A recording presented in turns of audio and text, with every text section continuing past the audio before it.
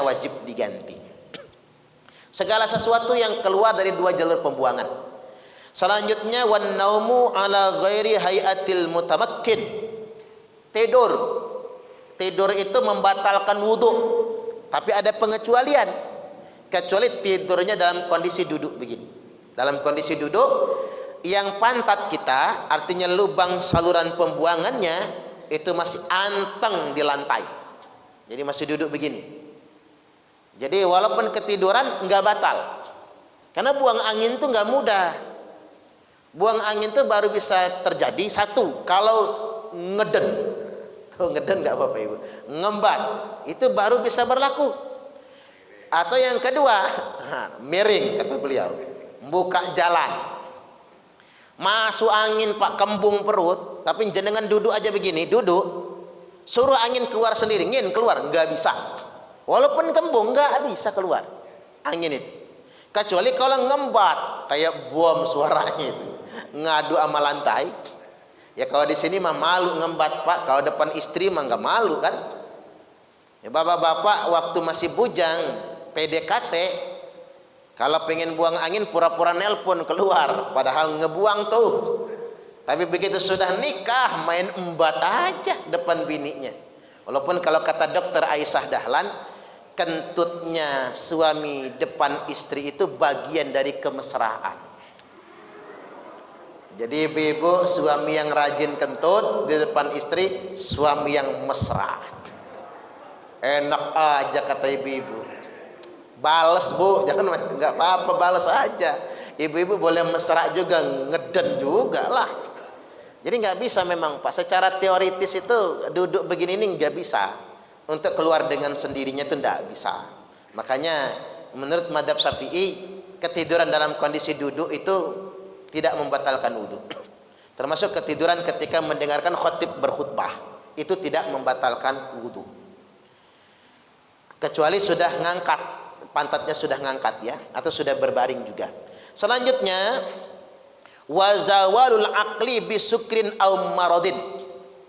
Hilangnya akal membatalkan wudu.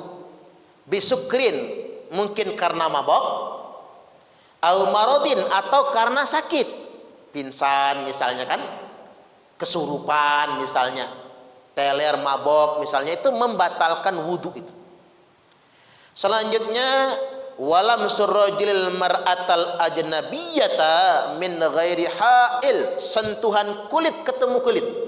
Sentuhan kulit ketemu kulit antara laki-laki dan perempuan, antara laki-laki dan perempuan al-ajnabiyah yang mereka itu halal menikah. Patokannya begitu. Sentuhan kulit ketemu kulit antara laki-laki dan perempuan yang mereka halal menikah, maka batal wudunya. Maka di mazhab Syafi'i, karena suami istri itu halal menikah, maka batal wudunya. Kalau sentuhan kulit ketemu kulit, min ghairi ha'il, kalau tanpa ada pembatas. Kalau dibatasi kain, telekung, baju gitu, enggak apa-apa, enggak batal. Tapi kalau tanpa pembatas, kulit ketemu kulit, maka batal. Termasuk suami istri. Malah kalau yang mahram enggak, mantu sama mertua enggak batal, karena mahram dianya. Anak gadis sama bapaknya jelas enggak batal karena mahram. Bujang sama ibunya enggak batal karena mahram. Selanjutnya wa masu farjil adami bi batinil kaffi. Memegang farji anak Adam dengan telapak tangan, itu batal wudunya. Tapi dengan punggung enggak batal. Makanya ini harus dikaji secara ilmiah Bapak Ibu. Kalau kata Pak Kiai Adnan Nawawi, mengapa kalau nyentuh pakai telapak tangan batal, tapi sama punggungnya nggak batal? Ada rahasia di balik telapak tangan ini. Bukan punggungnya. Kalau pangan kita megang bakteri, yang gatal-gatal bukan telapak tangan, pasti punggungnya. Karena ini kebal telapak tangan kita ini Pak, kebal sebetulnya. Makanya saya heran zaman corona orang nggak salaman, tapi begini, masya Allah. Saya mah ikut aja lah, kalau sama PNS begini sayanya gitu. Kalau sama bukan PNS, biasa aja. Ada nggak hubungannya salaman menularkan corona? Nggak ada hubungannya. Makanya saya agak senang lah sama di Darul Akhirah ini. Nggak wajib pakai masker.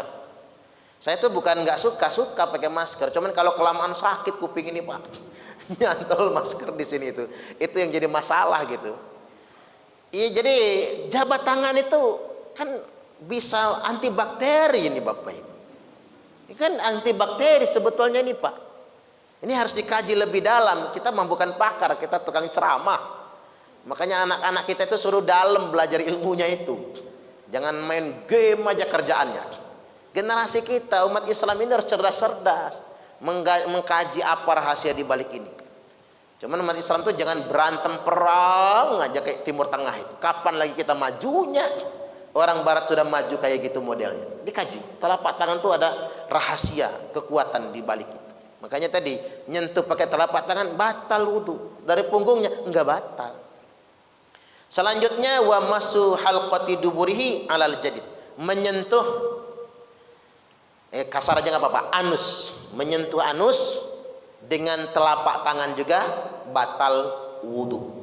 Walaupun anus itu bersih di asalnya. Alal jadid ini menurut pendapat fatwa terbaru Imam Syafi'i. Jadi fatwa ulama itu begitu, ada qaul qadim, ada qaul jadidnya. Ada perkataan lampau, ada perkataan baru.